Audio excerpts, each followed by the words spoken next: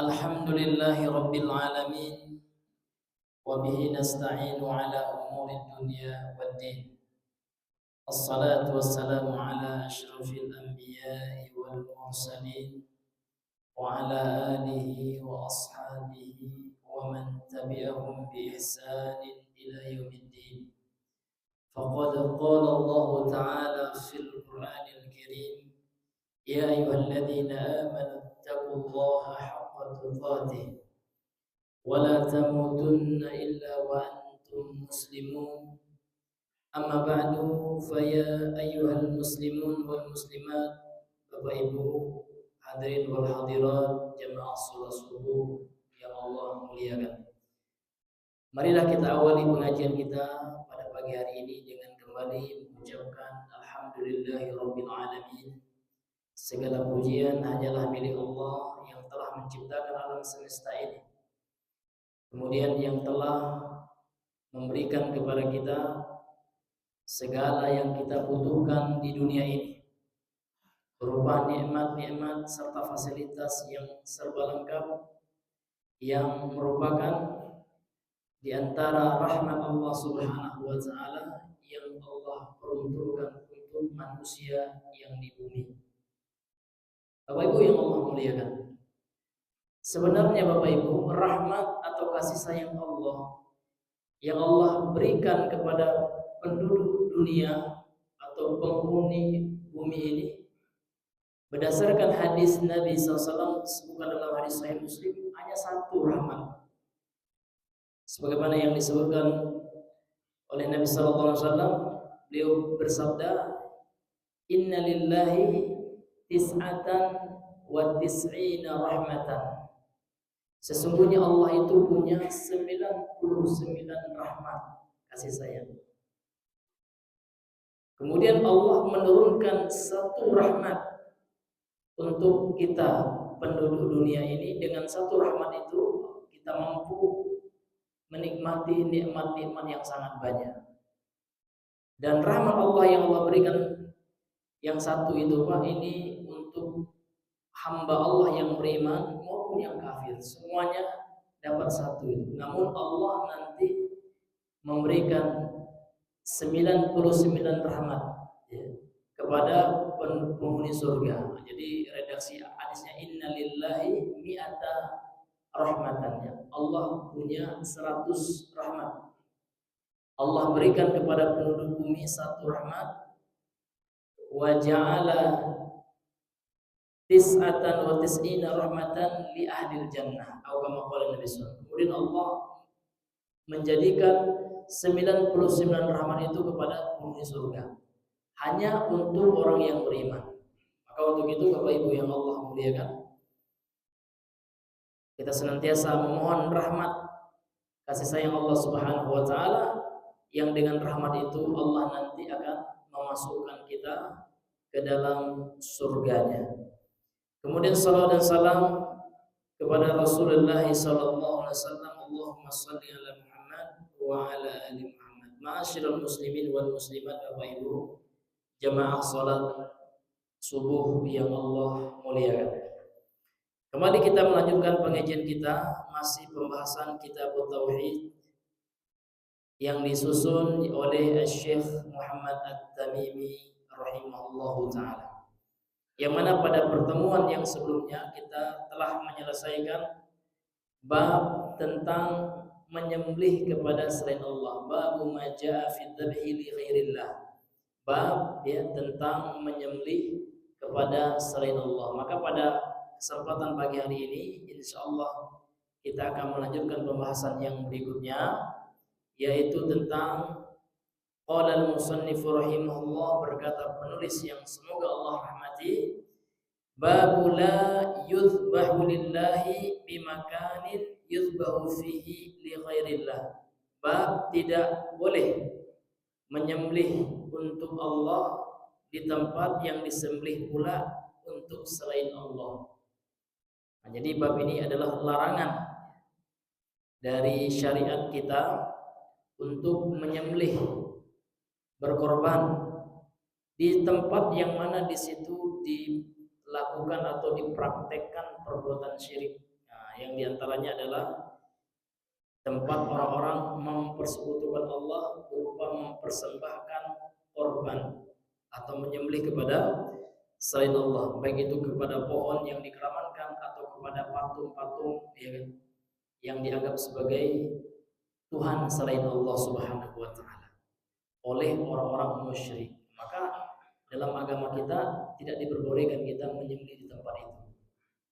Ma'asyiral muslimin wal muslimat, Bapak Ibu yang Allah muliakan. Kemudian penulis kitab membawakan dalil dalam Al-Qur'an surat At-Taubah ayat 108.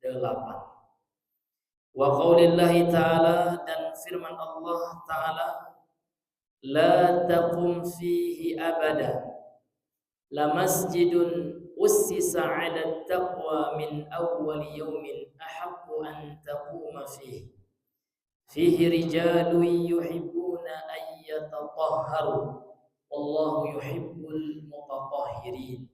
Surah At-Taubah ayat 108, yang artinya, jangan engkau wahai Muhammad, kata Allah,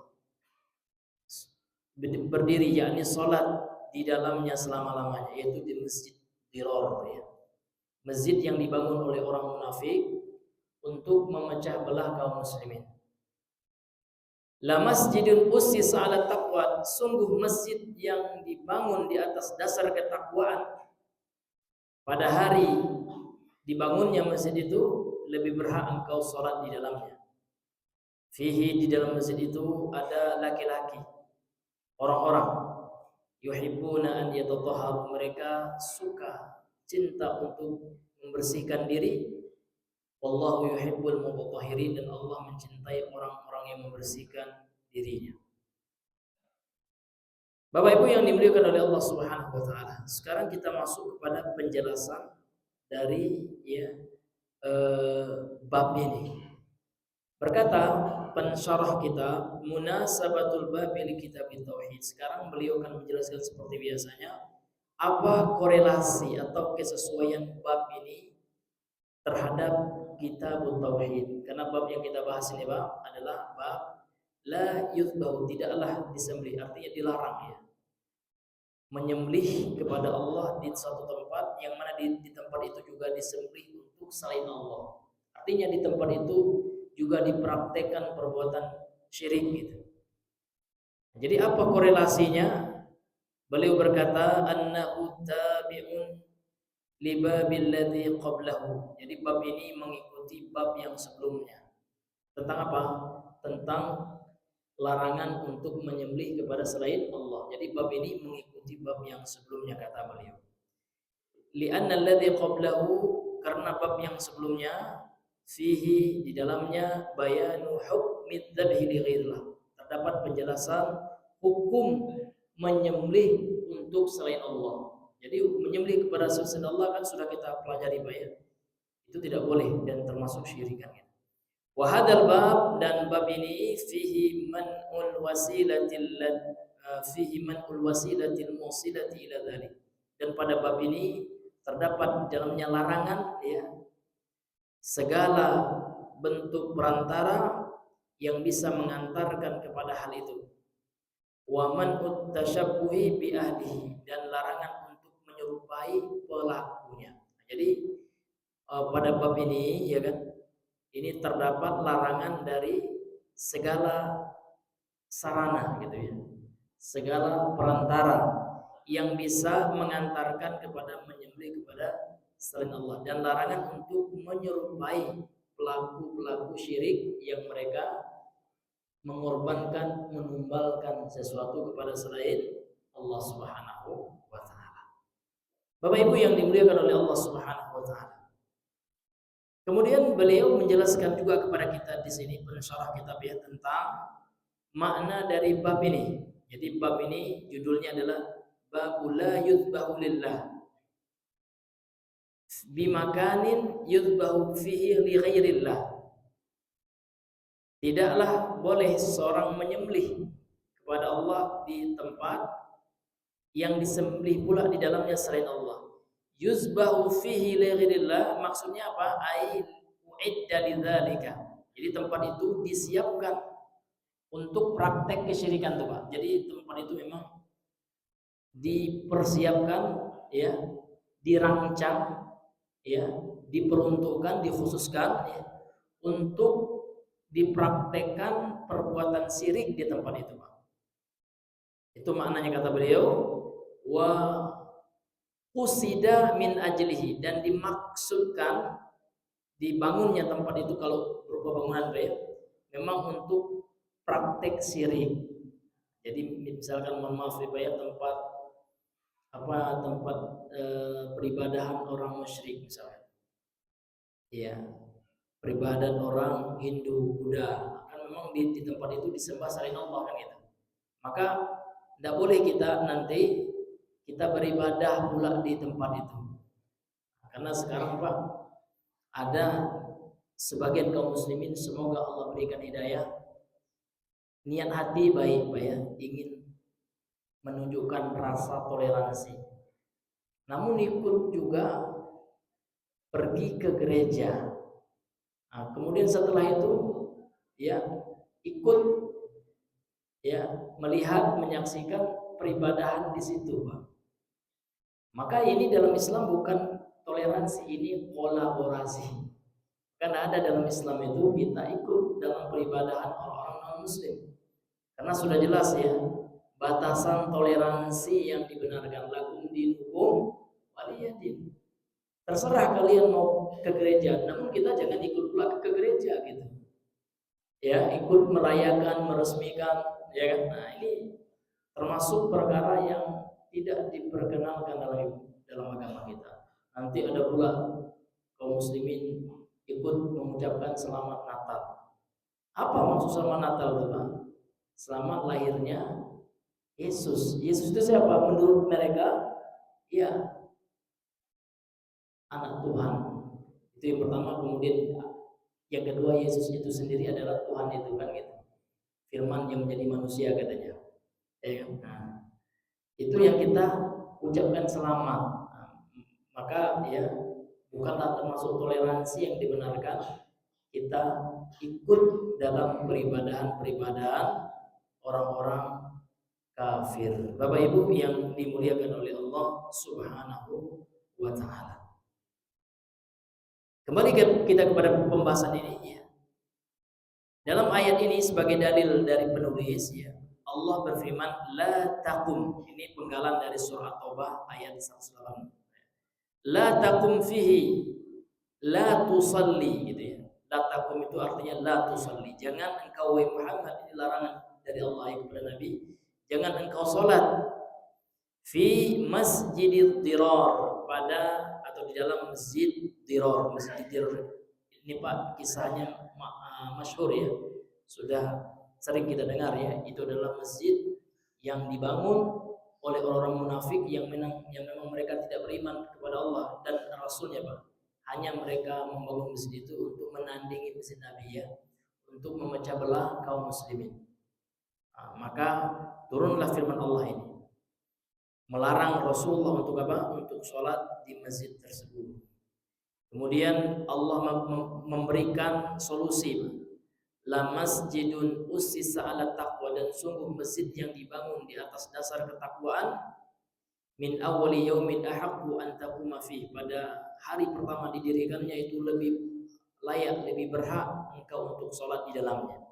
Jadi ketika Allah melarang Nabi Muhammad sholat di masjid Dirar, kemudian Allah berikan solusi, ya sholatlah di masjid yang dibangun atas dasar ketakwaan. Bapak Ibu yang dimuliakan oleh Allah, la masjidun ussisa. Ussisa di sini maknanya kata beliau bunia, dibangun. Ala taqwa ala taatillahi wa rasulih. Di atas dasar ketakwaan, yaitu di atas ketaatan kepada Allah dan Rasulnya. Karena di masjid yang dibangun di atas dasar ketakwaan itu, kata Allah lanjutan dari ayat ini, fihi rijalun, di dalamnya ada laki-laki, yuhibbuna ayyatahharu, ya, mereka suka untuk membersihkan diri. Ini sifat-sifat orang yang memakmurkan masjid. Jadi orang yang memakmurkan masjid itu ketika dia datang ke masjid Pak, dia meniatkan untuk membersihkan hati dirinya ya dari segala macam dosa. Karena setiap langkah kita ke masjid, kalau kita ikhlas, apalagi kita berwudu dari rumah ya, maka ini akan menghapus dosa gitu. Nah, sebagaimana disebutkan dalam berbagai redaksi hadis ya. Kemudian juga orang yang pergi ke masjid, Pak, setiap kali dia pulang pergi ke masjid, maka akan Allah siapkan nanti di surga hidangan. Sebagaimana hadis dalam Sahih Al-Bukhari yang sering kita dengar juga. Kata Nabi sallallahu alaihi wasallam, "Man qada ila al-masjid aw ruha." Barang siapa yang pulang pergi, dia sering ke masjid gitu. Minimal setiap sholat 5 waktu dia ke masjid kan gitu. A'addallahu lahu nuzulahu minal jannati kullama qada aw ruha. Maka Allah telah menyiapkan baginya nuzulahu. Nuzulahu ini dalam tafsir para ulama kalau kita lihat syarahnya itu artinya adalah maidah ya, maidatun fil jannah, hidangan di surga kan gitu. Jadi akan Allah siapkan bagi orang yang sering ke masjid itu Pak dengan niat yang ikhlas untuk beribadah kepada Allah, untuk membersihkan dosa-dosanya, maka Allah akan siapkan baginya nuzulahu minal jannah, hidangan yang paling enak kelak di surga. Kullama qada auroha, setiap kali dia pergi pulang ke masjid itu. Ini diantara keutamaan banyak sekali Pak ya, keutamaan orang-orang yang hatinya terpaut di masjid. Bapak Ibu yang dimuliakan oleh Allah Subhanahu wa taala, maka untuk itu Pak harus ada semangat memakmurkan masjid. Jangan kita sampai terkena dalam hadis Nabi, hadis riwayat Imam Ahmad dan lain-lain. Tidak akan datang la taqumus saah kata Rasul, tidak akan datang hari kiamat. Hatta yatabahan nasu bil masajid, sampai manusia itu hanya menjadikan masjid itu sesuatu yang mereka bangga-banggakan. Masjid kami yang paling mantap, ya kan? Sementara tidak dimakmurkan. Nah, sekali sebulan mungkin pergi ke masjid Pak ya. Tapi mereka sangat ya membangga-banggakan masjid itu, membangunnya. Tidak apa-apa kita bangun bagus masjid Pak ya. Namun yang paling penting lagi adalah bagaimana masjid itu kita makmurkan. Minimal ya kita hidupkan sholat 5 waktu di masjid itu. Karena ada juga masjid Pak dibangun besar gitu kan, pakai dana pemerintah lagi. Ada orang sholat di dalam. Iya. Subhanallah, ada itu banyak masjid besar, ya kan? Bahkan sholat 5 waktu aja sedikit jemaahnya. Ini hadirin yang Allah berikan, tentu tidak maksimal kita membangun masjid ya. Kalau seandainya hanya kita biarkan bangunan saja, tanpa kita isi dengan kegiatan-kegiatan ibadah di dalam masjid tersebut. Bapak Ibu yang Allah muliakan, kita lanjutkan pembahasan daripada ayat ini, penjelasan beliau ya. Kemudian di dalam masjid yang dibangun di atas dasar ketakwaan itu kata Allah ya, dalamnya ada laki-laki yang yuhibbuna ayyatatahharu, yang suka untuk mensucikan diri. Wallahu yuhibbul mutatahhirin, dan Allah mencintai orang-orang yang membersihkan ya hatinya. Ya, termasuk juga membersihkan badannya. Ya. Karena Allah itu disebutkan dalam hadis dalam hadis Sahih Muslim ya, innallaha jamilun. Sesungguhnya Allah itu maha indah, maha bersih kan gitu. Yuhibbul jamal, dan Allah mencintai ya keindahan, karena kebersihan itu bagian daripada keindahan. Bahkan kesucian, sebutkan dalam hadis yang lain juga, hadisnya sahih ya, Rasul mengatakan at-tuhru syatrul iman. Ya, kesucian itu adalah bagian daripada iman. Ini yang ada hadisnya Pak ya. Tapi H20 Pak, dia bukan hadis. Namun sering orang mengatakan hadis, namun itu pepatah Arab ya, yang berbunyi an-nazafatu minal iman. Kebersihan itu adalah bagian daripada iman. Secara makna betul, tapi kalau kita katakan itu adalah hadis, itu tidak boleh ya. Karena menyandarkan sesuatu kepada Nabi harus ada data yang valid. Nah, karena dikhawatirkan Pak kita nanti menyandarkan sesuatu kepada Nabi yang Nabi tidak mengatakannya. Nah, yang tepatnya itu adalah pepatah Arab. Ya. Bapak Ibu yang dimuliakan oleh Allah Subhanahu wa taala. Kemudian makna al-mutatahhirin ya. Wallahu yuhibbul mutahhirin ya. Allah mencintai orang-orang yang membersihkan diri gitu ya. Al-mutahhirin alladzina yatatahharuna minal anjasil hissiyati wal ma'nawiyah, itu maknanya kata pensyarah kitab. Yaitu orang-orang yang membersihkan dirinya dari najis-najis hissiyah. Hissiyah itu Pak, najis yang tampak. Ya seperti ya berak, kencing. Ada juga dibagi oleh fuqaha ya, ulama fikih itu ada najis mughalladzah, najis yang besar gitu ya. Najis yang berat, ada najis mukhaffafah yang ringan. Ada juga yang membagi yang ketiga ada najis pertengahan, ya najis mutawassithah gitu. Jadi ada najis itu yang tampak ya, yang bisa kita lihat dengan mata kita, ada pula najis yang sifatnya maknawi ya. Yang sifatnya maknawi yang tidak terlihat namun dia najis Pak. Contohnya syirik. Ya. Jadi keyakinan syirik itu termasuk najis. Itu najis besar ya, namun sifatnya maknawiyah yang kasat mata yang tidak bisa kita lihat namun ada dalam hati. Termasuk juga najis hati ini Pak. Najis ya yang berupa penyakit-penyakit hati. Contoh hasad, ya, iri dengki itu najis juga Pak. Nah, jadi jangan sampai kita ya sangat perhatian terhadap najis yang kelihatan. Sementara najis yang kelihatan kita pelihara, tidak kita hilangkan. Kita ada rasa hasad sama orang, ya. Kemudian dendam, dendam itu najis juga Pak. Ya kan? Tidak boleh kita dendam. Ya, kenapa? Karena ya dendam itu bukan sifat orang yang beriman gitu. Sifat orang yang beriman dan orang yang bertakwa itu kan dalam surah Al-Imran itu kata Allah apa? Wal afina 'anil nas. Ya kan? Jadi kalau saudara kita punya kesalahan Pak, maafkan. Nah, tapi kalau orang yang pendendam Pak sampai mati ya ndak kayak bailo jawab tadi. Ndak kau sabu Pak, nauzubillah sampai mati Pak. Padahal Pak jelas sekali Allah menyebutkan sifat orang yang bertakwa karena surga itu untuk orang yang bertakwa. Banyak sekali dalam Al-Qur'an Allah ketika menyebutkan tentang surga uiddat lil muttaqin. Sementara ciri orang yang muttaqin yang bertakwa itu Pak wal afina 'anil nas. Mereka yang suka memaafkan kesalahan manusia.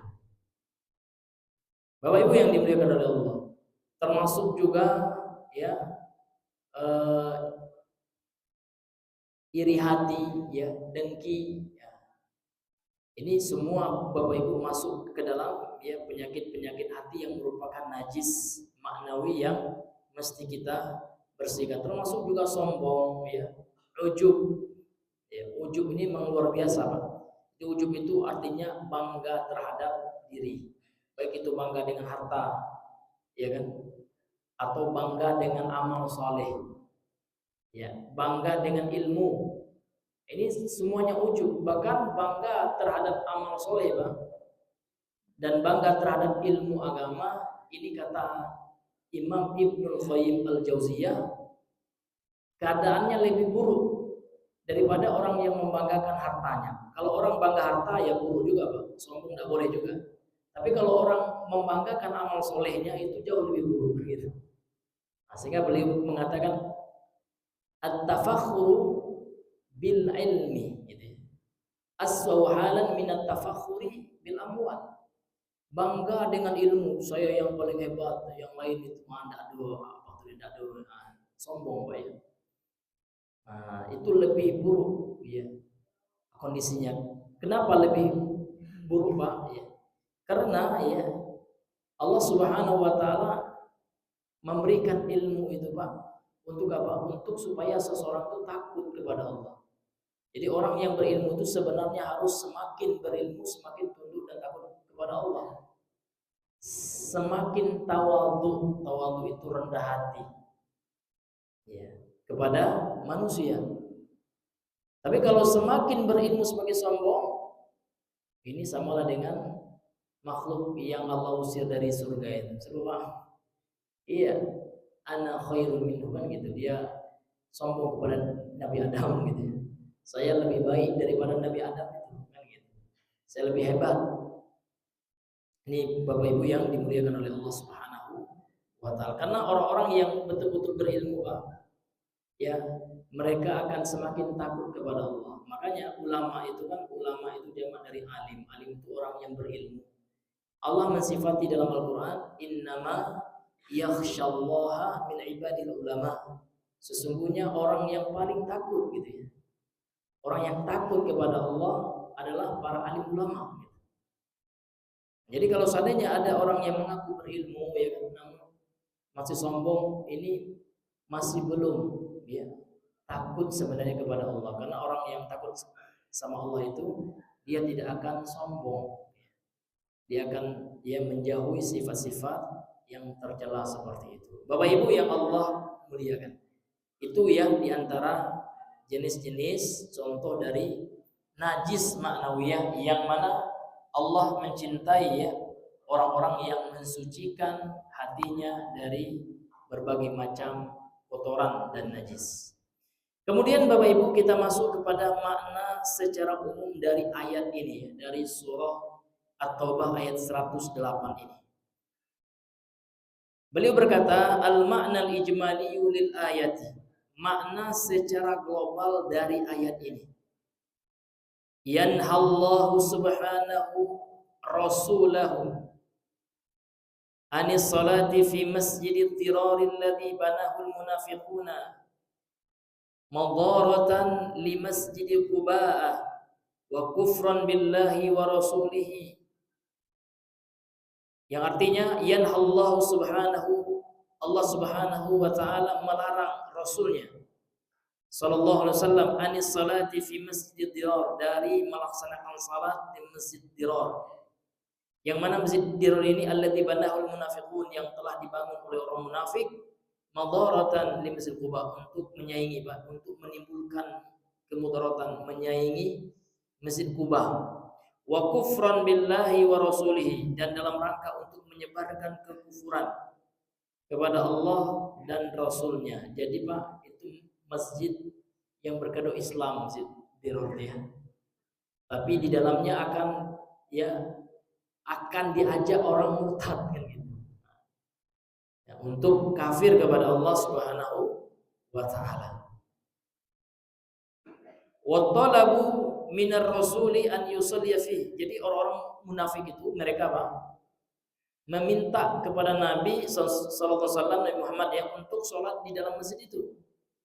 Liyattakhidhu min dzalika hujjatan, supaya dijadikan hujjah ya, dalil ya, supaya dijadikan itu sebagai alasan kan gitu. Yubarriruna biha amalahum, ya, untuk mengesahkan, untuk dianggap sah, dianggap normal ya perbuatan orang munafik itu. Wa yasturuna biha batilahum, untuk menyembunyikan ya kebatilan mereka. Fawa'adahum Rasulullah sallallahu alaihi wasallam an yaf'ala ma talabu wa lam ya'lam qasdahumus sayy. Kemudian Nabi berjanji kepada orang munafik ini untuk melakukan, untuk sholat ya, di masjid yang diminta Nabi sholat di masjid Dirar itu Pak. Waktu awal pertama kali Nabi lam ya'lam, belum tahu Nabi qasdahumus sayyi'ah, ya, tujuan mereka yang buruk itu. Lalu turunlah ayat ini. Fanahahullahu, lantas Allah melarang Nabi antarika, dari melakukan hal itu, yakni dari sholat di masjid itu. Wa hasaw ala salati fi masjid Quba, kemudian Allah ya mengarahkan Nabi untuk sholat di masjid Quba saja. Alladzi buniya ala taatillah, yang dibangun atas dasar ketaatan kepada Allah wa rasulihi, dan ketaatan kepada rasulnya. Au fi masjidihi, seseorang atau di masjid Nabi, ya di masjid Nabawi, ya. Ala ikhtilafin bainal mufassirin fi dzalika. Memang ada, ya kata beliau, al-ikhtilaf, yang perbedaan pendapat di antara ahli tafsir, apakah yang disaingi oleh Masjid Dirar ini Masjid Quba atau Masjid Nabawi. Kemudian kata beliau, summa asna ala ahli dzalikal masjid. Kemudian Allah memuji dalam ayat ini, dalam surah At-Taubah 108 ini, orang yang sholat di masjid yang dibangun di atas dasar ketakwaan itu. Nah, yang mana mereka itu adalah orang-orang yang suka mensucikan diri, bitatahhurihim minasyirki wan najasat, ya, karena mereka suka membersihkan diri mereka dari perbuatan kesyirikan dan dari najis, gitu ya. Kalau syirik itu Pak, najis hati. Nah, kalau kencing, berak, daras, semua yang nama itu najis, ya, hissi namanya, najis yang bisa kita lihat dengan panca indera kita. Wallahu yuhibbu min hadhihi man hadhihi sifatu, dan Allah mencintai orang-orang yang memiliki sifat seperti ini. Nah, sekarang kira-kira apa korelasi ayat ini? Apa korelasi ayat ini dengan bab tentang larangan untuk menyembelih di suatu tempat yang mana di tempat itu juga disembelih selain Allah? Artinya di tempat itu juga dilakukan perbuatan syirik, kan gitu.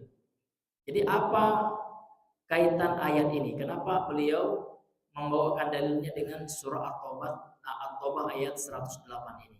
Maka kata pensyarah kitab ini, beliau mengatakan, ya, munasabatul ayat li bab, ya, korelasi atau kesesuaian ayat ini terhadap bab yang kita bahas adalah, kata beliau, ya qiyasul amkinatil mu'addati lidzabhi li ghairillah alal masjid alladhi u'idda li ma'siyatillahi fi man'i ibadatillahi fihi.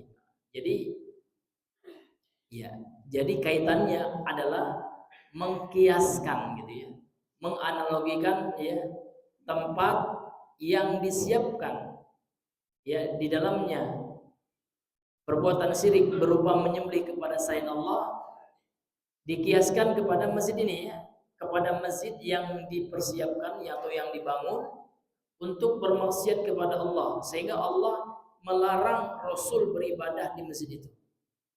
Fakama anna hadal masjid la tajidu salatu fihi lillah, sebagaimana masjid ini, ya kan, tidak boleh salat di dalamnya, Allah melarang Nabi, ya, salat di masjid itu.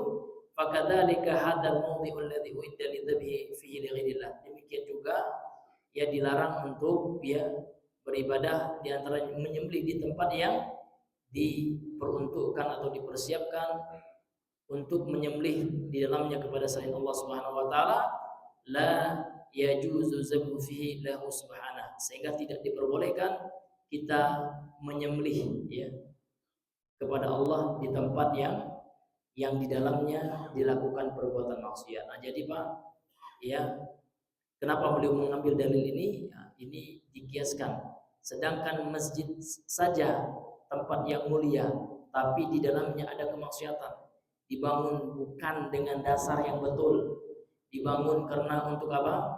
Ya, untuk memecah belah kaum muslimin, ada kemaksiatan, ya, ada niat-niat yang buruk. Nah, di masjid itu saja tidak boleh Nabi sholat, apalagi di tempat yang juga buruk, karena dipersiapkan tempat itu, dibangun tempat itu untuk apa?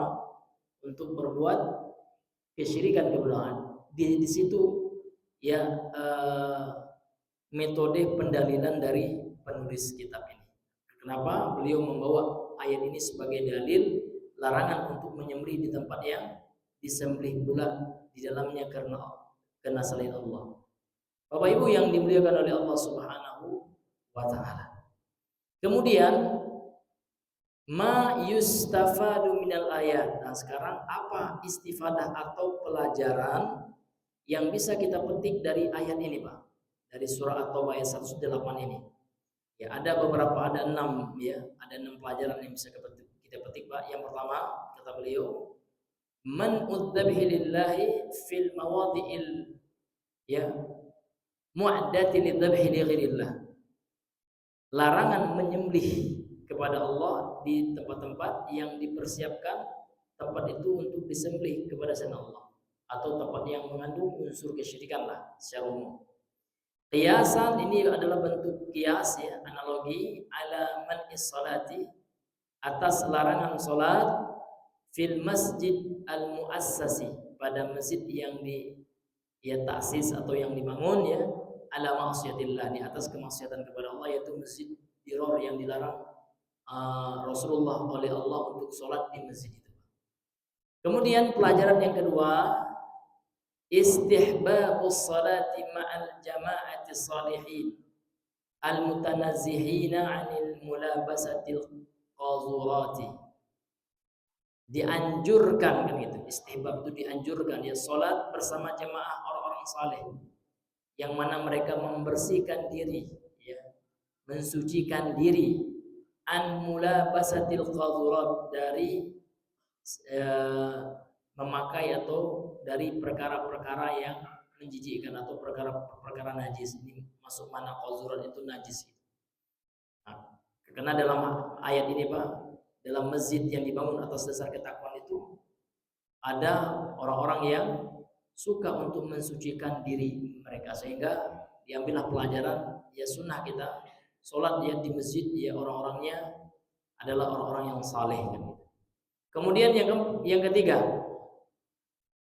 isbatul mahabbati lillah, menetapkan sifat mahabbah bagi Allah ya. Jadi Pak, sifat Allah itu banyak, jadi tidak ada dibatasi 20 saja atau 13 atau 7 atau batasan tertentu. Jadi sifat Allah, bahkan Pak, Asmaul Husna itu di dalamnya terkandung sifat. Kan nama Allah itu Pak ya. Contoh Ar-Rahman ya.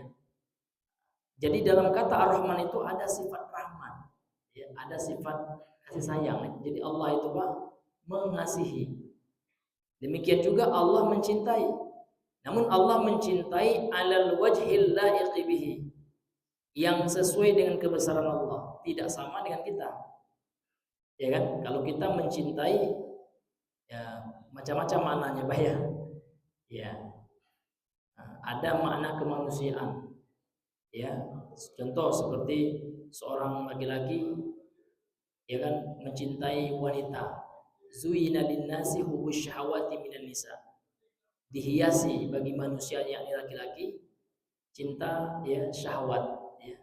Ada keinginan ketertarikan kepada nisa, kepada para wanita. Itu tidak seperti itu kalau Allah ya. Allah mencintai tidak seperti itu. Karena Allah itu mencintai namun ya sesuai dengan kebesaran Allah, tidak sama dengan mencintai manusia. Ini Bapak Ibu yang dimuliakan. Jadi Allah itu punya sifat cinta, betul. Allah juga punya sifat marah. Ya Allah marah juga. Tentu marahnya Allah tidak sama dengan marahnya manusia. Bapak Ibu yang Allah muliakan,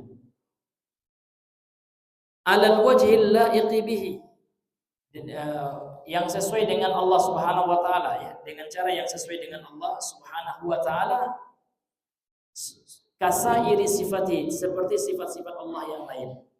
Jadi dalam memahami sifat Allah ini Pak, sifat Allah itu sifatnya tauqifiyah. Jadi kalau kita memahami sifat Allah itu, ulama sepakat nih, ulama ahli sunnah, bahwasanya sifat Allah itu sifatnya tauqifiyah. Tauqifiyah itu artinya apa Pak? Kita hanya menerima dari informasi yang valid saja, yaitu dari Allah dan Rasulnya. Jadi kalau Allah mensifati dirinya dengan A dan Rasulnya mensifati Allah dengan A, ya kita mengimani saja, sami'na wa ata'na. Dan tidak boleh kita Pak ya menerka-nerka atau membuat sifat-sifat baru bagi Allah. Atau kita membuat nama baru bagi Allah, tidak boleh. Jadi kita itu hanya menunggu keterangan dari Al-Quran dan Al-Hadis saja. Kalau ada Al-Quran yang mengatakan ini nama Allah, lalu ini sifat Allah, udah kita imani itu itu saja Pak. Yang kaedahnya yang pertama bila tamsilin, tanpa kita serupakan. Nah, jadi tidak boleh kita menyerupai sifat Allah dengan sifat makhluk, karena Allah itu berbeda dengan makhluk. Walam yakul lahu kufuwan ahad, tidak ada yang sekufu yang sama dengan Allah seorang pun dari makhluknya. Itu kaidahnya, tanpa kita samakan. Kemudian yang kedua, bila takyifin, ya, tanpa kita menanyakan bagaimananya. Bagaimana Allah itu melihat? Tidak boleh Pak ya. Allah Maha melihat, yo baca Allah teman, tidak boleh Pak. Nah, sebagaimana dikatakan oleh Imam Malik ya dalam sebuah riwayat yang sahih kepada beliau, ketika Imam Malik ditanya oleh seseorang di majelisnya, ya Imam, ya kaifastawa, bagaimana Allah itu bersemayam itu, bagaimana kan gitu. Maka beliau menjawab al-istiwa ma'lum. Ya semayam itu dalam bahasa Arab diketahui maknanya, secara makna bahasa diketahui. Ya. Wal kaifu majhul, dan caranya itu tidak tahu kita, karena kita tidak ada nengok Allah ya Pak ya. Makanya kita tidak tahu cara Allah istiwa itu gimana, cara Allah melihat itu gimana, tidak tahu kita. Ya kan? Nah, wal imanu bihi wajib, kata beliau, mengimani itu wajib. Karena sudah ada dalilnya dalam Al-Qur'an ya kan? Dalam sunnah. Nah, kita imani tanpa kita menyamakan dengan makhluk, mempertanyakannya, kemudian tanpa mentakwil, tanpa ilmu. Ada takwil itu Pak yang didukung oleh nas, itu boleh. Ya, seperti firman Allah yang mengatakan, ya, aina matakunu, ya, innallaha ma'akum, ya, aina ma kuntum, kan gitu. Sesungguhnya Allah itu bersamamu, ya, dimanapun engkau kalian berada. Maka kebersamaan Allah atau ma'iyatullah, kebersamaan Allah dalam ayat itu Pak, itu ulama mengatakan dengan ilmunya. Ya, jadi dimanapun kita berada, ini ulama tafsir Pak ya, bisa dilihat di tafsir Ibnu Katsir dan lainnya. Dimanapun kita berada, Allah bersama kita. Bersama di sini maksudnya apa? Nah, maka ulama tafsir mengatakan bi ilmihi, dengan ilmunya. Artinya dimanapun kita berada, Allah mengetahui kita, bukan dengan zat Allah, kan gitu. Nah, karena kalau kita katakan memang zat Allah bersama kita, ini ya membutuhkan dalil, kan gitu ya, dalil khusus.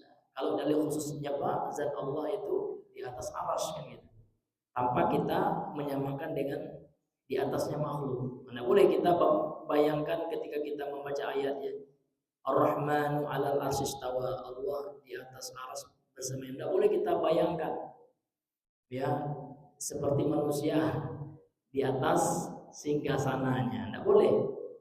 Karena kita kembali kepada konsep Allah itu berbeda dengan makhluknya, kan seperti itu Pak. Nah, ini diantara konsep kita dalam memahami nama-nama dan sifat-sifat Allah. Jadi intinya kita menetapkan apa yang Allah tetapkan, sudah ya. Apa yang Rasul tetapkan sudah ya. Tanpa kita menyamakan, menanyakan bagaimananya, mentakwil dengan takwil yang tidak ada dalilnya, kan gitu. Dan tanpa kita menyerupakan, bila tasbih, kan gitu, tanpa kita menyerupakan dengan sifat-sifat makhluk. Jadi Allah punya sifat mahabbah, betul Pak. Allah punya sifat cinta, namun cintanya Allah itu berbeda dengan cintanya manusia. Boleh jadi kalau cintanya manusia Pak, ada batasannya ya kan. Nah, kalau orang yang kita cintai itu mengkhianati kita, sudah Pak ya, sudah saya haramkan hatiku untuk mencintaimu, gitu ya. Karena kita sudah dikhianati, kan gitu. Tapi Allah enggak Pak. Allah itu akan senantiasa memaafkan hambanya selama hamba itu mau minta maaf. Itu luar biasa Allah. Allah enggak berpendendam Pak ya. Iya. Bahkan orang kafir sekalipun ya, kalau mau masuk Islam, Allah ampuni, Allah maafkan. Ya, karena Allah itu tidak pendendam, Allah Maha Pemaaf. Innallaha afuwun, ya. Allahumma innaka afuwun, kan itu doa apa ya? Ya Allah, sesungguhnya Engkau adalah Maha Pemaaf. tuhibbul afwa fa'fu anni. Engkau mencintai sifat pemaaf, maka maafkanlah aku. Nah, ini Bapak Ibu yang Allah muliakan. Baik ya, karena mungkin waktu Pak ya sudah hampir jam 6 ini ya. Mungkin kita cukupkan dahulu ya sampai di sini pembahasan kita pada pagi hari ini. Wallahu taala alam bisawab. Mungkin kalau ada di antara jemaah sekalian Bapak Ibu yang ingin bertanya, maka kami bersiap. Persilahkan. Terima kasih kepada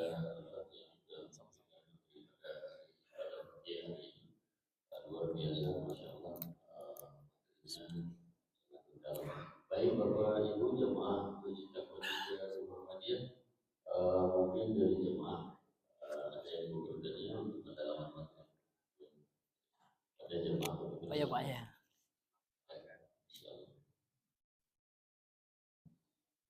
Jadi bagi pengurus, bagi yang sering bertanya harus dikasih hadiah tempatnya. Iya. Iya. Setiap hari Ahad. Iya. Assalamualaikum warahmatullahi wabarakatuh. Waalaikumsalam warahmatullahi wabarakatuh. Ini boleh atau tidak serius? Iya. Berarti namanya ada pengajian yang memakai dengan cara ilmu ya apa namanya itu meluruskan agama. Tapi dia bisa menghilang, bisa berenang atau bisa lari di atas air, kan ada berapi. Tapi itu pakai agama. Ya signifikannya ini Ustaz. Yang kedua begini Ustaz, kan ada namanya penyembelihan untuk menegakkan gelar Ustaz, mengakukan seseorang. Katakanlah di Sumatera Barat yang mana itu kan ini mengagungkan orang Ustaz, seseorang ya kadang-kadang gelar kulit, kadang gelar ini mau terus ya, apa itu boleh Ustaz? Waalaikumsalam warahmatullahi wabarakatuh. Ya, masya Allah ini bagus sekali Pak ya pertanyaannya. Jadi yang pertama Pak ya, pengajian yang secara zahirnya ya adalah pengajian keagamaan Pak ya. Tapi diajarkan di situ ilmu kebatinan lah gitu ya. Seperti bisa menghilang ya Pak ya. Jadi bisa berjalan di atas permukaan air. Kalau jalan di atas air bisa aja Pak ya. Tapi di atas permukaannya sulit. Iya, karena masa kita lebih berat daripada masa air gitu kan, dalam ilmu fisika kan mustahil gitu Pak. Jadi kalau ada pengajian-pengajian seperti itu Pak, mengajarkan hal yang seperti itu, ya maka ini yang pertama ya bukan tujuan dari ajaran Islam. Nah, ingat Pak ya, ajaran Islam ini Pak bertujuan untuk beribadah. Allah menciptakan kita untuk beribadah. Jadi bukan tujuan Allah menciptakan kita ini untuk menjadi orang sakti gitu, enggak. Ya, jadi wa ma khalaqtul jinna wal insa illa liya'budun. Tidaklah aku ciptakan jin dan manusia melainkan untuk beribadah. Jadi kita belajar ilmu agama ini Pak, harus kita niatkan dan kita luruskan niat kita untuk apa? Bukan menjadi orang yang sakti gitu.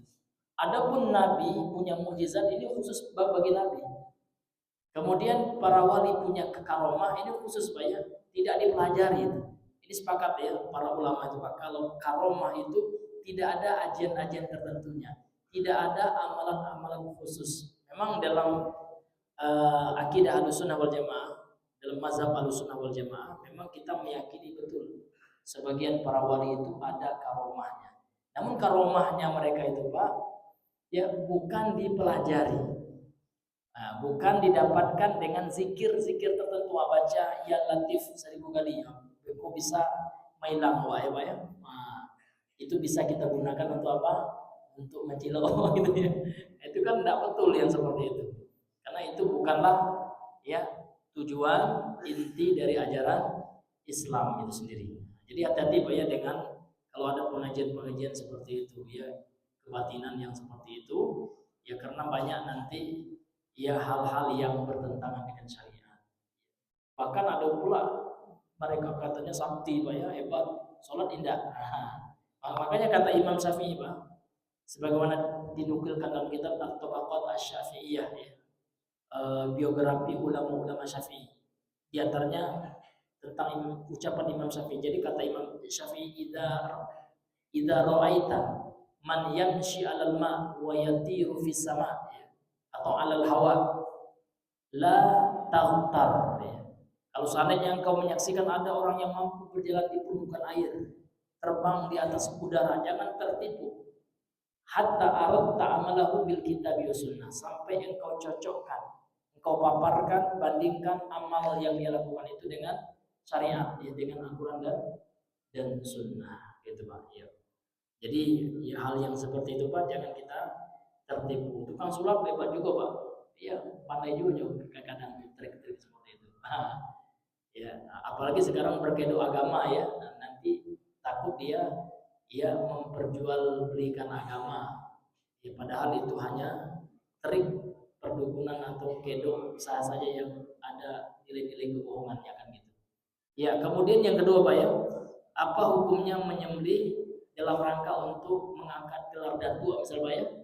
Iya, jadi menyembelih itu Pak dalam mengangkat gelar datu itu bukan menyembelih untuk datu, enggak. Menyembelih kan untuk makan-makan, ya kan. Namun dalam rangka momennya itu adalah melantik datu. Jadi melantik datu itu udah jadi masalah, Pak ya. Karena memang ya dalam negara kita kan ada suku-suku yang banyak, kita beragam, bineka tunggal ika gitu ya. Ya beragam-ragam, banyak etnis dan suku di Indonesia. Kalau di Minang, ya biasanya di sebagian daerah itu Pak ada tradisi mengangkat datua kan gitu. Nah, biasanya mengangkat datu itu Pak ya, anggota suku itu ya mereka menyembelih ya sapi atau kerbau gitu. Itu tidak apa-apa Pak, karena memang untuk makan-makan lah ya, jadi sifatnya mubah lah itu Pak ya. Nah, bisa juga sunnah Pak kalau yang diundang anak yatim, nah, atau fakir miskin yang memang jarang makan sapi ya kan, makan daging. Nah, kita undang dia, nah, sehingga memberi makan manusia itu juga termasuk sunnah, termasuk amal soleh gitu. Kalau yang syirik itu Pak, nah, kalau menyembelih itu ada keyakinan tertentu ya kan, kepada pohon keramat ya kan, atau menyembelih untuk tumbal gitu ya, di suatu tempat atau jembatan ya. Kadang-kadang kalau gitu-gitu tidak pasang kapal-kapal, nah beko sial gitu, banyak nanti korbannya jembatannya, itu ya tidak boleh gitu Pak. Nah, ya, kalau itu kan ya itu tetap kepada Allah juga nyembelihnya, untuk makan-makan aja gitu. Iya. Oh, kalau menurut saya Pak ya tidak melakukan itu, hanya seremonial aja Pak ya. Iya, untuk seremonial kesukuan saja, itu kan kegiatan suku lah gitu Pak ya. Iya. Nah, ya, wallahu a'lam bishawab. Jadi satu lagi Ustaz dari ibu-ibu. Ya boleh Pak ya. Ayo bapak-bapak juga. Iya.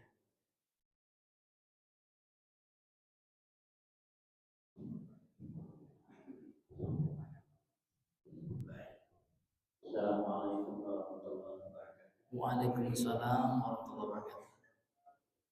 Ini berkaitan dengan masjid yang dilarang. Nabi sendiri dilarang sholat. Iya.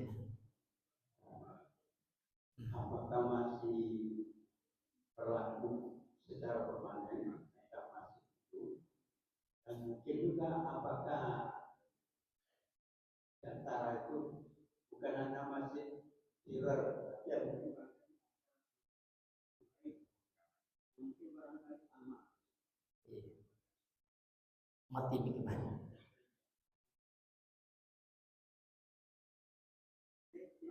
Iya. Iya. Iya.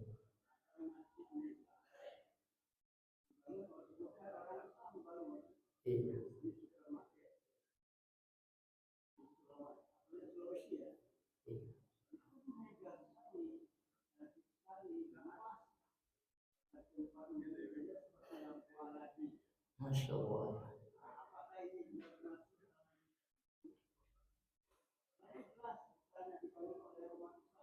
Iya.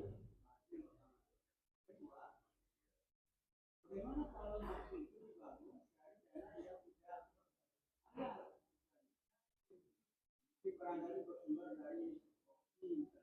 Iya. Soal bangun masjid Iya. yang tujuannya bukan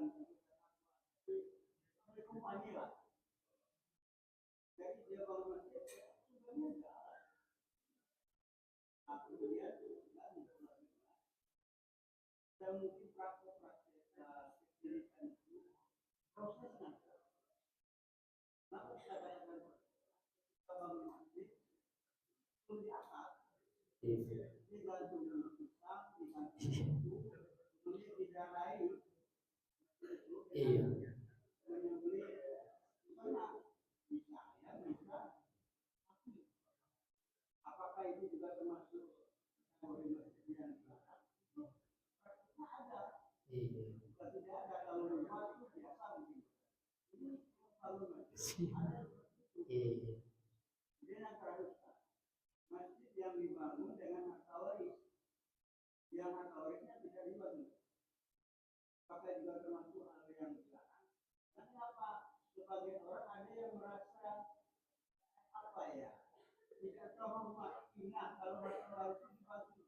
Iya. Tapi giliran dibangun masjidnya mau. Kalau dia dibagi, tidak mau. Tidak usah dibagi. Merasa apa namanya? Merasa memperebutkan harta. Iya. Itu disebutkan untuk bangun masjid, maka dibangun apa dibagi. Padahal kan perintah bagi waris itu jelas. Betul ya. Kadang-kadang kan tidak semuanya setuju. Tapi karena dia dibangun masjid semuanya Iya. Iya. apakah yang seperti ini juga termasuk itu lagi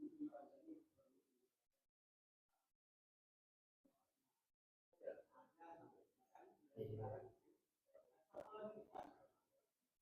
apa namanya separuh permanen seperti gereja yang sudah tidak terpakai lagi lalu dibeli oleh orang Islam kan jadi masjid. Apakah prosesnya masih kan sebelumnya itu kan apakah berlaku masih tetap berlaku atau barangkali walaupun gerejanya masih utuh tapi sudah jadikan masih di rumah. Waalaikumsalam warahmatullahi wabarakatuh. Ya, ya, masya Allah Pak ya, cukup panjang pertanyaannya. Ya, jadi apakah masjid Diror yang dilarang oleh Allah Rasul untuk sholat di dalamnya masih ada? Maka belum ada, sependek penonton saya belum ada dalil yang menghapus hukum itu, hukum larangan. Jadi kalau sifatnya ada, kan sifat masjid Diror itu adalah masjid yang dibangun bukan untuk takwa, jadi hanya kedok gitu ya. Jadi masjid itu hanya sebagai politik orang munafik ya, untuk mengelabui orang Islam. Sehingga orang Islam mengaku itu masjid juga. Ketika orang Islam sholat di situ, mulai nanti mereka menemui pribadi perorangan dan menghasut orang Islam untuk membenci Nabi, untuk membenci Islam. Nah, memang dalam masjid itu Pak bukan ibadah tujuannya, namun ada maksud terselubung gitu ya. Nah, sesuai dengan pertanyaan Bapak, kalau seandainya ada orang kafir bangun masjid gitu kan, megah sekali masjidnya, apakah termasuk dengan Tuhan? Tergantung Pak. Kalau memang orang kafir ini bangun masjid itu memang niatnya ada maksud terselubung, mungkin ada kristenisasi yang terselubung, ada misionaris yang akan dia masukkan ya kan. Awalnya orang di masjid rupanya akidah orang dirusaknya ntar ya kan. Ada penyusup ya kan yang bisa diakses di masjid itu misalnya. Ya, kalau seperti itu Pak bisa masuk gitu ya, masjid itu ke dalam masjid Diror untuk memecah kaum muslimin gitu. Kemudian juga tentang masjid yang ada proses kesyirikan dalam bangunannya Pak ya. Itu biasanya memang dilakukan oleh masyarakat kita yang awam gitu Pak. Jadi biasanya masyarakat itu sebagiannya juga tidak paham ya Pak ya. Tidak paham itu syirik gitu ya. Kalau memang mereka melakukan itu karena dasar ketidaktahuan, maka insya Allah ya mereka masih kita beri uzur lah gitu ya. karena mereka tidak tahu gitu itu syirik. Karena memang banyak budaya-budaya kita itu memang terkontaminasi dengan hal-hal yang berbau syirik gitu Pak.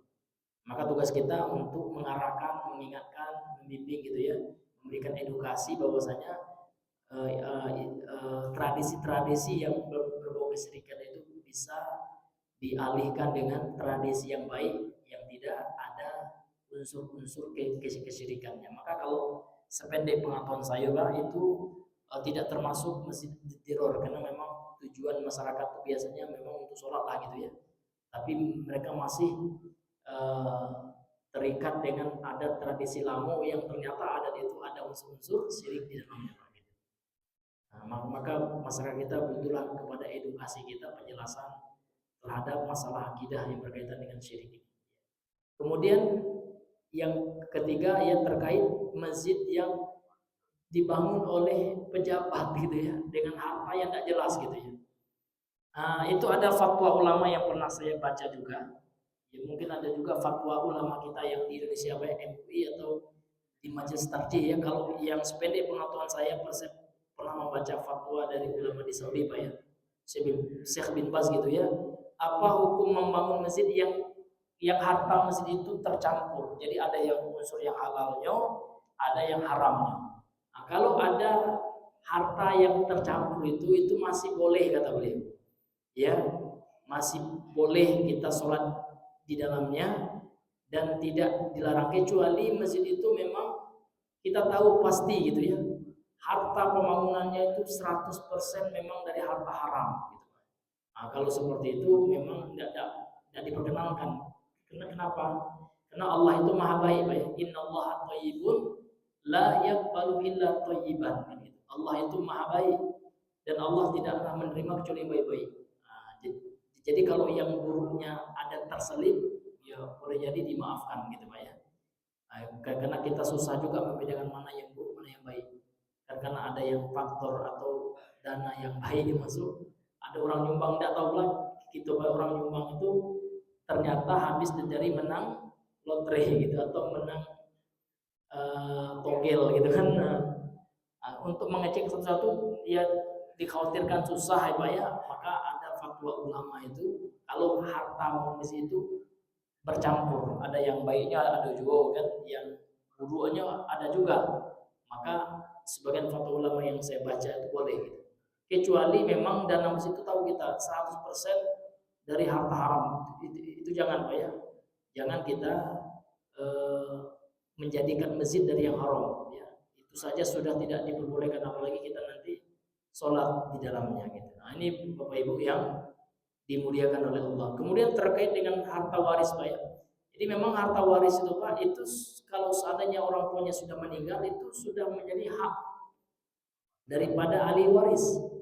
Maka tidak boleh satu ahli waris ya, apa namanya itu Pak, menguasai harta saudaranya gitu ya. Udahlah kita bangun masjid, padahal saudaranya itu tidak setuju. Kalau tidak setuju dia Pak, nah ini tidak bisa diwakafkan gitu ya. Karena yang diwakafkan itu memang harus berdasarkan keikhlasan, keridhaan. Nah, kalau ada yang memprotes boleh secara agama Pak, ya kan, dia ambil haknya, kan hak dia gitu kan, kok diwakafkan ke masjid gitu kan. Nah itu mesti juga kita harus ya sebagai orang yang menerima wakaf Pak, harus tahu kita asal muasal wakaf itu. Nah, seperti yang disampaikan oleh Bapak Ibu ya, jangan sampai kita menerima wakaf rupanya ada pemilik tanah atau ahli waris dari tanah itu yang tidak setuju, harus dipastikan itu. Karena itu haknya, ya jangan sampai kita membangun masjid di atas hak orang. Dikhawatirkan ya nanti tidak berkah. Tapi kalau hukum sholat di situ tetap sah gitu ya. Tapi dikhawatirkan nanti ya masjidnya itu tidak berkah ya kan. Karena ya membangun di atas ya hak orang yang tidak dia ridhoi atau dia tidak mengikhlaskan tanahnya itu untuk dibangun masjid. Maka memang betul kata Bapak ya, jangan kita asal nak mau mewakafkan masjid aja gitu ya. Tanah sementara, tanah itu bukan milik pribadi kita.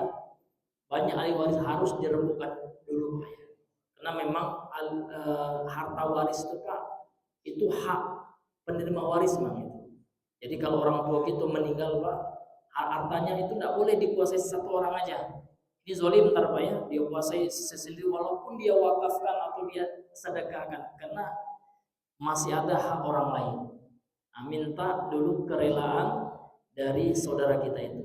Jadi kalau ditanyakan apakah kalau sudah terlanjur bikin masjid, ya kan boleh sholat di situ, ya seperti pengetahuan saya, sholat di situ tetap sah juga, ya sah ya.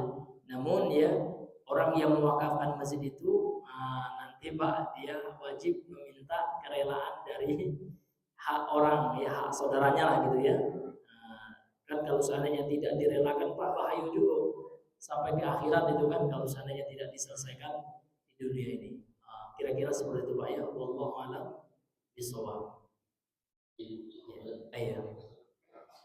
Iya, mungkin ini saja Bapak Ibu yang bisa kami sampaikan pada pagi hari ini. Mudah-mudahan yang singkat ini bisa bermanfaat terutama bagi kami yang menyampaikan, kemudian Bapak Ibu yang hadir di masjid kita ini. Subhanallah wa bihamdika asyhadu an la ilaha illa anta astaghfiruka wa atubu ilaik. Assalamualaikum warahmatullahi wabarakatuh. Waalaikumsalam.